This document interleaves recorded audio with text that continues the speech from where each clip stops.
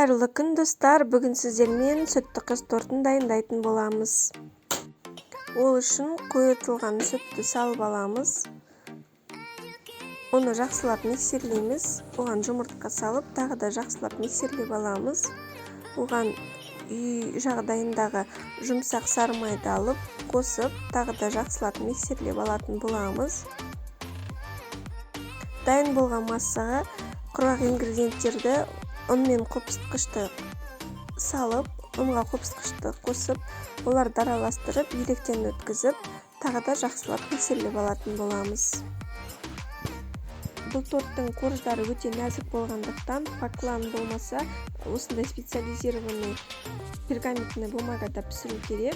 Сіздерге осындай лайфхак, осылай менде диаметрі 24 формамен осылай барлығын істеп шығамын.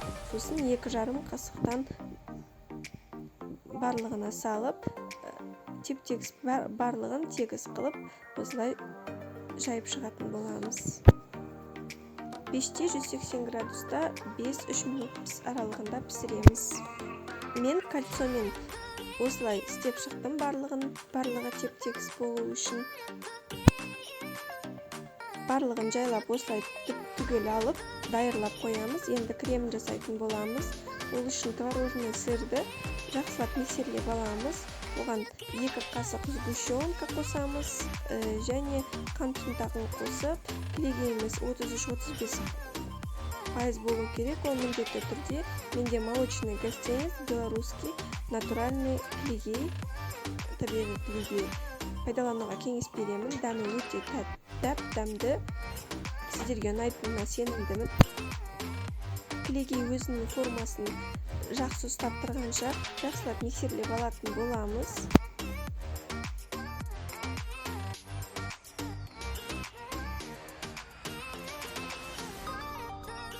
Және мен торттың сыртын тегіс болу үшін тағы да отдельно крем жасап, оны сыртын қаптайтын боламын. Ол үшін алдын ала 1 сағат бұрын творожный сырымызды шығарып қоятын боламыз.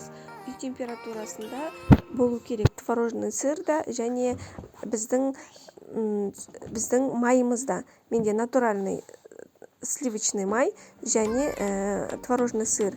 Осылай астына ең бірінші бетіне біздің қаймақ кремімізді жағамыз, себебі сонда торт жылжып кетпейді, өзін сол жерде ұстап тұратын болады. Осылай ацетатный пленканың ішінен салып, сыртынан формамызды кигізіп, осылай тортымызды жинайтын боламыз. Тортты жинағаннан кейін мен сіздерге көрсету үшін тез жасадым. 20 минутқа ғана холодильникке қойып алдым. Бірақ желательно 1 сағатқа ең құрғанда қойып алу керек. Тортымыздың барлығын осылай жинап алатын боламыз.